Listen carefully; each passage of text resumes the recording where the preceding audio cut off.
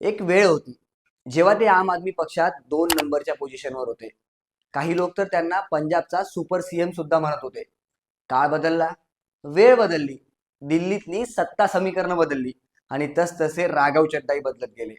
राज्यसभेमध्ये लोकांचे प्रश्न उचलून सोशल मीडियावर तुफान व्हायरल झालेल्या राघव चड्डा यांना आता आम आदमी पार्टीने राज्यसभेत बोलायला मज्जाव केलाय. इतकंच नाही तर चर्चा अशीही सुरू आहे की राघव चड्डा आणि अरविंद केजरीवाल यांच्यात सध्या काहीच आलबेल नाही आणि राघव चड्डा लवकरच भाजपमध्ये प्रवेश करू शकतात अशाही चर्चांना उधाण आलंय. पण आम आदमी पार्टीमध्ये असं नेमकं काय घडलं की जे राघव चड्डा आपल्या आगळ्या वेगळ्या प्रश्नांमुळे देशभरात चर्चेत होते त्यांनाच साईडलाईन केलं गेलं, की मग राघव चड्डा स्वतः बीजेपीला मॅनेज झाले? समजून घेऊयात आजच्या व्हिडिओतून. नमस्कार, मी शब्दयोद्धा सागर, तुम्ही पाहताय ऑफिशियल बाप. पब्लिक इश्यूज पे बात करना कोई अपराध है क्या? मैंने कोई गुनाह कर दिया, कोई गलती कर दी? जी हां, आम आदमी पार्टी ने पार्लियामेंट को यह सूचित किया है कि राघव चड्डा को पार्लियामेंट में बोलने का मौका ना दिया जाए. बॉलिवूड अभिनेत्री परिणीती चोप्रा हिच्याशी लग्न केल्यानंतर राघव चड्डा देशभरात प्रचंड चर्चेत आले. त्याआधीही ते पक्षात महत्वाच्या भूमिकेत होते, पण पर्सनल लाईफमुळे त्यांची ओळख सामान्य लोकांपर्यंत जास्त पोहोचली.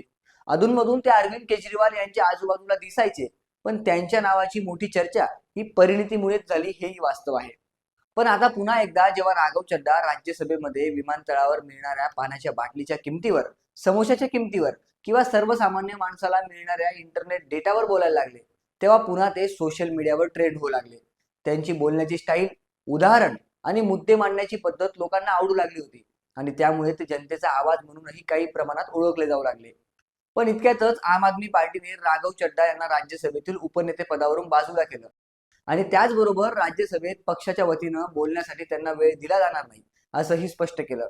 यामुळे देशभरात एकच चर्चा सुरू झाली की अरविंद केजरीवाल यांना आपल्या पक्षात स्वतःपेक्षा मोठा नेता उभा राहताना सहन होत नाही का?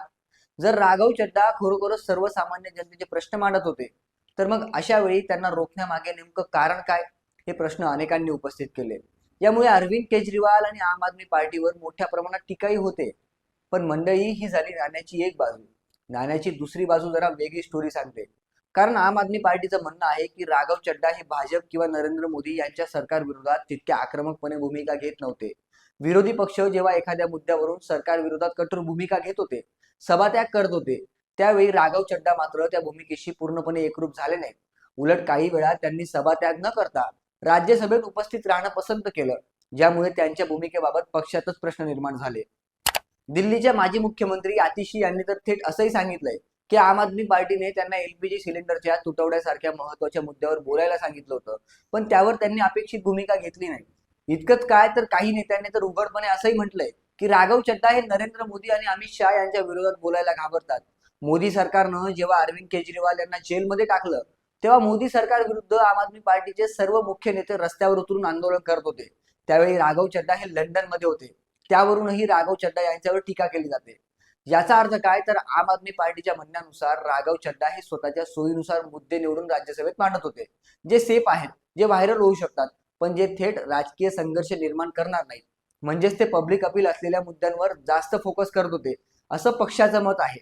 थोडक्यात काय तर राघव चड्डा हे बीजेपीला मॅनेज झालेत, असं राघव चड्डांबद्दल आम आदमी पार्टीचं वर्जन सध्या दिसतंय. तर दुसरीकडे राघव चड्डा यांची बाजू मात्र पूर्णपणे वेगळी आहे. राघव चड्डा यांनी सोशल मीडियावर एक व्हिडिओ पोस्ट करत आपली बाजू मांडली आहे. पार्लियामेंट को यह सूचित किया है कि राघव चड्डा को पार्लियामेंट में बोलने का मौका ना दिया जाए. मैं तो जब बात करता हूं देश के आम आदमी की बात करता हूं. एयरपोर्ट पर मिल रहे महंगे खाने की बात रखी, जोमैटो ब्लिंकिट के डिलीवरी राइडर्स की प्रॉब्लम रखी, खाने में मिलावट का मुद्दा उठाया, टोल प्लाजा लूट से लेकर बैंक चार्जेस लूट की बात करी, यहाँ तक कि मिडिल क्लास पे टैक्स के बोझ से लेकर कंटेंट क्रिएटर्स पर स्ट्राइक क्यों करी जाती है, टेलीकॉम कंपनियां कैसे 12 महीने में 13 बार हमसे रिचार्ज कराती हैं, डेटा रोल ओवर नहीं देती हैं, रिचार्ज खत्म होने के बाद इनकमिंग रोक देती है, तमाम इश्यूज मैंने सदन में उठाए. और ये मुद्दे उठाने के बाद देश के आम आदमी का तो फायदा हुआ, लेकिन इससे आम आदमी पार्टी का क्या नुकसान हुआ? भला कोई मुझे बोलने से क्यों रोकना चाहेगा? कोई मेरी आवाज को क्यों बंद करना चाहेगा? खैर, आप लोग मुझे अनलिमिटेड प्यार देते हैं. मैं जब जब आपके मुद्दे उठाता हूं, आप मुझे सपोर्ट करते हैं, मुझे शाबाशी देते हैं, मेरा हौसला बढ़ाते हैं। मैं आपको कहना चाहता हूं थैंक यू। ऐसे ही मेरा हाथ और मेरा साथ थामे रखिएगा, छोड़िएगा मत। राघव चड्डा यांच्या समर्थकांचं म्हणणं आहे की ते खरोखरच सर्वसामान्य जनतेच्या दैनंदिन समस्यांवर बोलत होते आणि हेच खऱ्या अर्थानं राजकारण्यांचं काम आहे। यावरून सोशल मीडियावरही दोन गट पडले। एक गट म्हणतो की जनतेचा आवाज उठवणाऱ्या नेत्याला गप्प बसवलं जाते, तर दुसरा गट म्हणतो की समोसा आणि पाण्याच्या बाटल्यांच्या मुद्द्यांच्या आडून ते अप्रत्यक्षपणे भाजपसाठी बॅटिंग करत होते। आता खरं काय आणि काय खोटं हे राघव चड्डा आणि आम आदमी पार्टीलाच माहिती। पण या सगळ्या प्रकरणातून एक गोष्ट नक्की समोर येते की राजकारणात फक्त लोकप्रियता पुरेशी नसते, तर पक्षनिष्ठा आणि ठाम भूमिका देखील तितकीच महत्वाची असते। बाकी तुम्हाला काय वाटतं? राघव चड्डा यांना अन्यायकारकपणे साईडलाईन केलं गेलं की पक्षाने घेतलेला निर्णय योग्य आहे?